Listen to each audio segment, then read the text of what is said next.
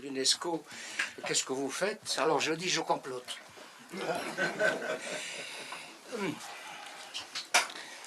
Merci, cher ami, de nous avoir réunis et de m'avoir permis, à moi, à titre personnel, de retrouver beaucoup d'amis qui m'étaient et qui me sont toujours très chers.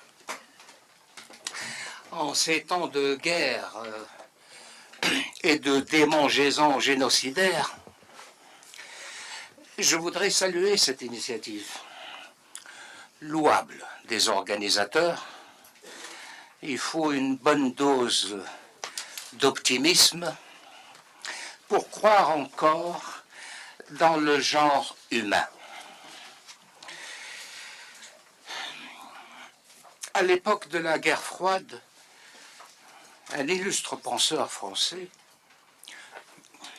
qui était moins connu que Jean-Paul Sartre, Raymond Aron, avait eu cette formule profonde et géniale: paix impossible, guerre improbable.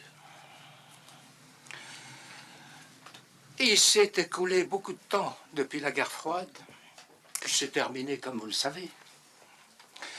Et je suis tenté d'inverser, de subvertir cette formule en disant paix très improbable, guerre imminente et très possible. Alors je voudrais commencer par les tout derniers événements, l'actualité, comme disent les journalistes. À l'heure où nous parlons, 15 heures, nous sommes à 3 heures, je crois, de la rencontre entre le chef de la Maison-Blanche, Donald Trump, et les chefs, ou le chef, disons, de la République française. L'heure locale, je crois, c'est midi là-bas et 18 heures ici.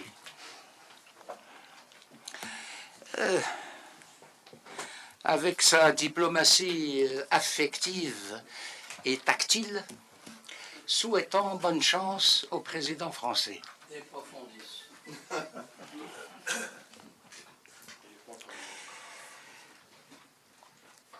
Un autre événement, fort heureusement sans grands dégâts humains principalement, c'était l'attentat ce matin au consulat de la Fédération de Russie à Marseille.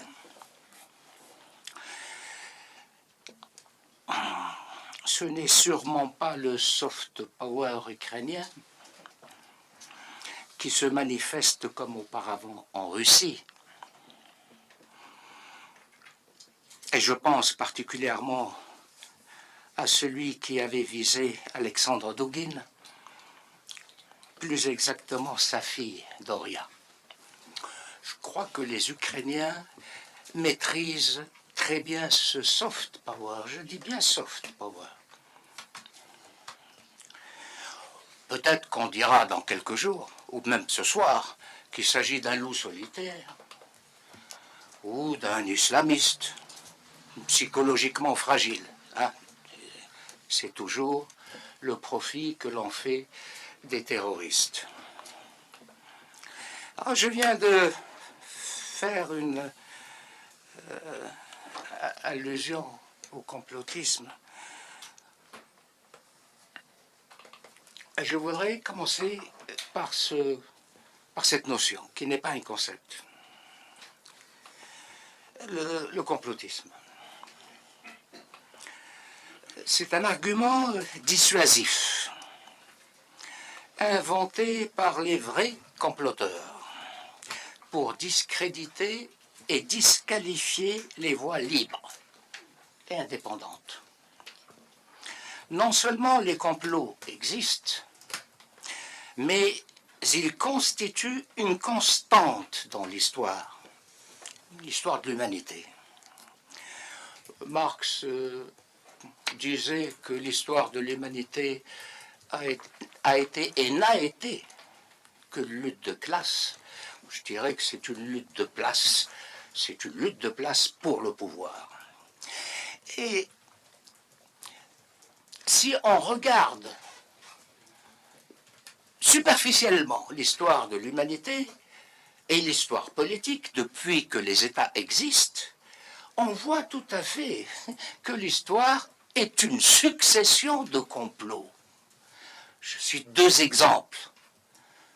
Les complots quotidiens à l'époque de l'Empire romain, et vous savez comment César a fini, toi aussi mon fils, et les empires musulmans islamiques, l'Abbasside, l'Omeyyade et tous les autres qui ont suivi. Sur 4 grands califes dits bien guidés, il y en a 3 qui sont morts assassinés. Bon, quand on vient me dire que l'histoire, ce n'est pas une histoire de complot, je rigole.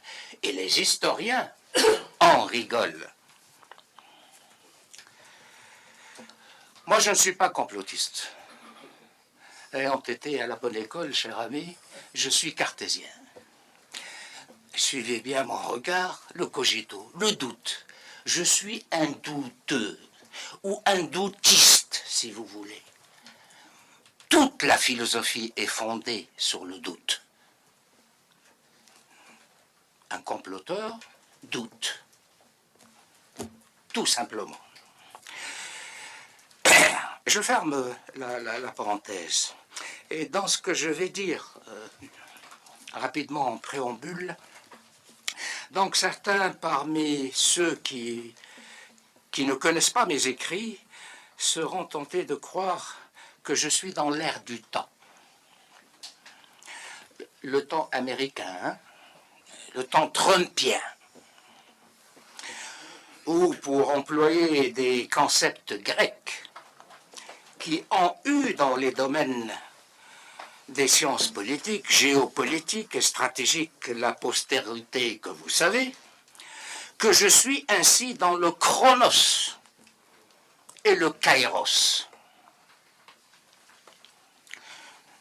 Chronos, temps, kairos, l'opportunité qu'on doit saisir, l'occasion propice pour agir. Donc je suis dans l'air du temps opportuniste. Il y a Donald Trump maintenant à la tête de la première puissance mondiale. On se couche et on se met, on reconsidère toutes ses positions. En termes plus simples et plus directs, que je suis dans une démarche politique opportuniste et utilitariste. Dans une telle démarche, la maîtrise du chronos et l'intuition du kairos ne suffisent pas pour réaliser un objectif politique suprême. Encore faut-il y ajouter ce que Machiavel appelle la fortuna, c'est-à-dire la chance. Et tu me diras quand est-ce qu'il faut que je m'arrête. Hein? Vous avez 5 minutes. Encore 5 minutes? Là? Oui. Ah bon? Ça passe vite. Ah oui. Le chronos va vite. Oui.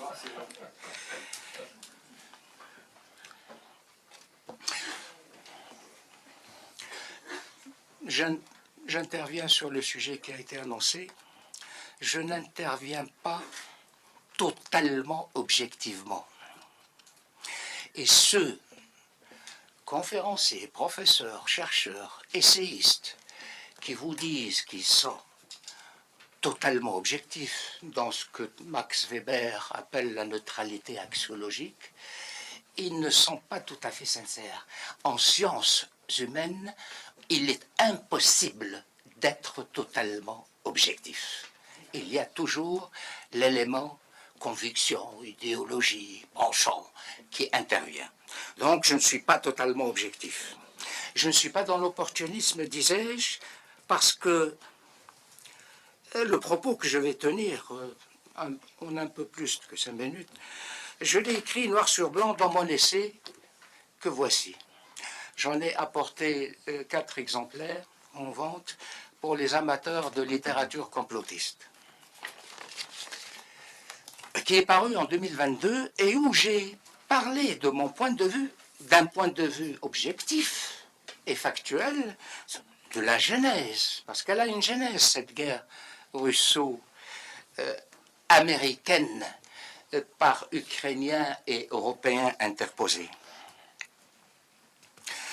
Je me souviens au début de la guerre, comment certains médias, analystes, chroniqueurs se sont comportés sur les chaînes de télévision.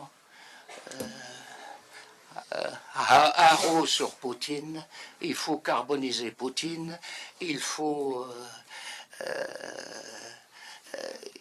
le vitrifier, Poutine. Bon. J'avais dit dans ce livre, et davantage, ce que le président américain dit aujourd'hui du saltimbanque de Kiev, Zelensky. Je fais l'économie des termes par lesquels il l'a désigné.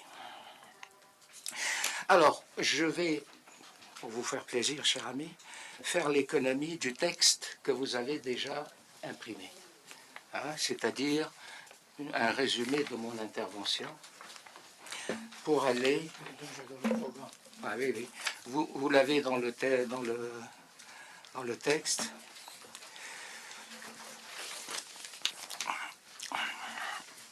Pour aller, donc, je vais faire une lecture rapide. Alors, une Sud globale, un concept récusé, un projet honni. Malgré le refus obstiné et le déni même chez la plupart des universitaires français, diplomates, entrepreneurs d'opinion, en général, de le reconnaître en tant que tel, c'est-à-dire dans sa factualité, le concept de Sud global n'a pas fini de s'imposer de plus en plus dans le lexique des relations internationales. En France, on l'emploie régulièrement, soit pour reconnaître timidement sa réalité géopolitique, pour le moins conceptuelle, soit pour le considérer comme une parenthèse des relations internationales, soit encore pour le récuser catégoriquement en dénonçant jusqu'à son usage. Son usage est un scandale, un sacrilège. Parler de Sud global, c'est scandaleux. Deux exemples parmi tant d'autres. Dans un numéro spécial de la RDN, Bruno Tertré, directeur adjoint de la Fondation pour la recherche stratégique, considère, et je le cite, la notion de Sud global n'est ni pertinente ni efficace pour caractériser l'évolution des grands rapports de force internationaux. Surtout, elle enferme le discours politique dans une simplification contre-productive et peut-être dangereuse. Plus on l'utilise, plus on crée une réalité. Il faut donc éviter, voire refuser le terme Sud global. Voilà. Bruno Tertré. La négation d'un concept, fin de citation, la négation d'un concept n'affecte aucunement l'immanence de laquelle il découle, ni la réalité géopolitique à laquelle il renvoie. Philosophiquement parlant, la réfutation d'un concept n'abroge pas sa phénoménologie. En d'autres termes, et pour recourir à un adage bien connu, ce n'est pas en cassant le thermomètre qu'on fait tomber la fièvre. Second exemple, celui de Gilles Kepel, toujours dans ce même numéro. L'article est titré « Le Sud global est une gronde imposture idéologique et une aberration géopolitique ». Et je le cite. Il pense que le Sud global est une notion fourre-tout et les États qui s'en réclament, qui sont censés incarner le bien et le droit, sont pour beaucoup dirigés par des régimes illibéraux. Bon, le concept a fait florès depuis son usage par Fareed Zakaria, le théoricien américain d'origine indienne, illibéraux. Et liberticide, et surtout qu'une partie non négligeable des peuples du Sud en question, opprimés par des pouvoirs autoritaires ou souffrant de leur faillite et de la corruption, désirent venir vivre dans le Nord, supposément détesté mais démocratique et prospère. Fin de citation. Alors, l'apparition graduelle d'une nouvelle constellation de pays se réclamant du Sud global, regroupant informellement 134 pays sous 3 continents, d'où sa désignation par Sergei Karaganov de majorité mondiale. Et s'agrégeant autour des BRICS, ce phénomène ébranle la tectonique géopolitique et interroge les élites académiques, politiques et économiques des pays du Nord, comme d'ailleurs ceux du Sud, sur le sens profond que ce Sud global recouvre et sur le dessein dont il se veut l'émanation et le vecteur, notamment à travers les BRICS. S'agit-il d'un phénomène géopolitique s'inscrivant sur la longue durée, cher Fernand Braudel, ou d'un épiphénomène amené à disparaître aussi rapidement que les causes qui l'ont fait naître? Alors, là, j'abrège aussi, parce que vous connaissez la genèse du Sud global, héritier, peut-être sans héritage, du tiers-mondisme, des années 50. Vous connaissez aussi son évolution, les États qui l'ont fondé, les États qui l'ont rejoint. C'est une partie que j'économise. Mais il y a eu, dans l'évolution du Sud global et des BRICS, une accélération de l'histoire, et même un emballement de l'histoire.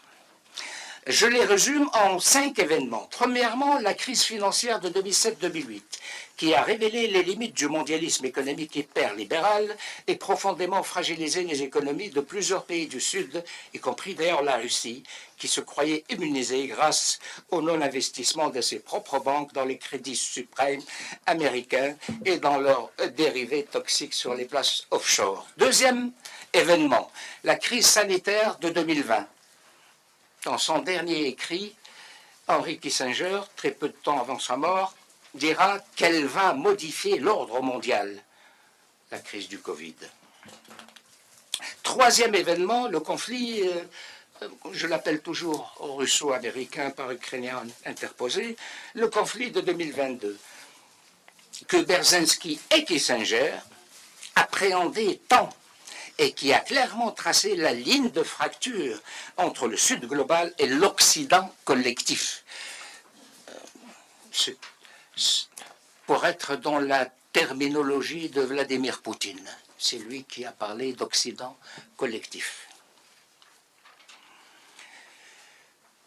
On l'a vu, on l'a constaté, que le clivage entre l'Occident et le reste du monde, entre guillemets, le reste du monde, c'est le terme, l'expression qu'employait dans tous ses livres, et même dans les titres de ses livres, Brzezinski.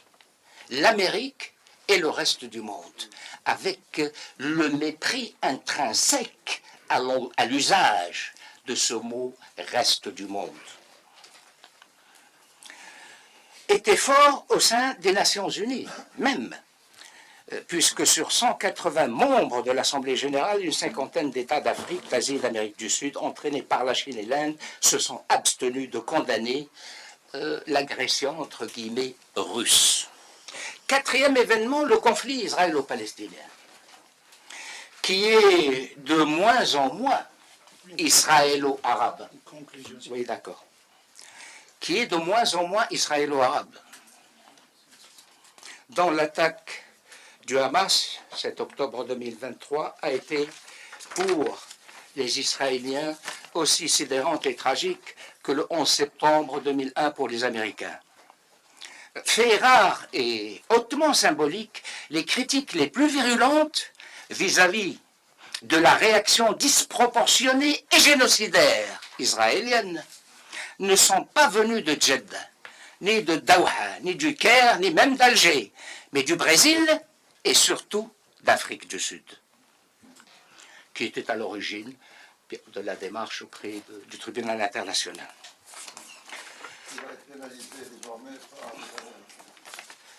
Oui, la conclusion. La conclusion. Non, je conclus, s'il te plaît. Là, j'ai enlevé plusieurs pages, mais il y aura une publication, je suppose. Oui, bien sûr. D'accord. Pourquoi le Sud global serait-il la seule chance ou l'ultime chance pour un ordre de paix perpétuelle? Comme dirait, je crois que M. Meillard va vous parler de l'idéalisme kantien, comme dirait Kant. Pourquoi? Pour des raisons évidentes.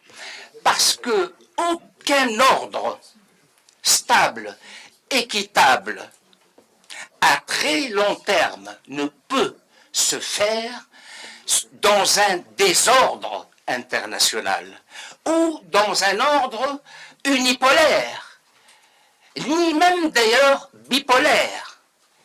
L'ordre, la paix ne peut désormais découler que d'un seul ordre, auquel appelle le Sud global. Un ordre, en effet, multipolaire. Parce que si on reconnaît les vertus de la démocratie en termes de pouvoir et de contre-pouvoir dans un système national, on ne peut pas ne pas reconnaître les mêmes vertus au niveau international. Donc, multilatéralisme, refonte totale du droit international, y compris du droit public international et humanitaire, sur la base de nouvelles règles et normes émanant de tous les États du monde, et non seulement des puissances. J'ai fini. Merci beaucoup.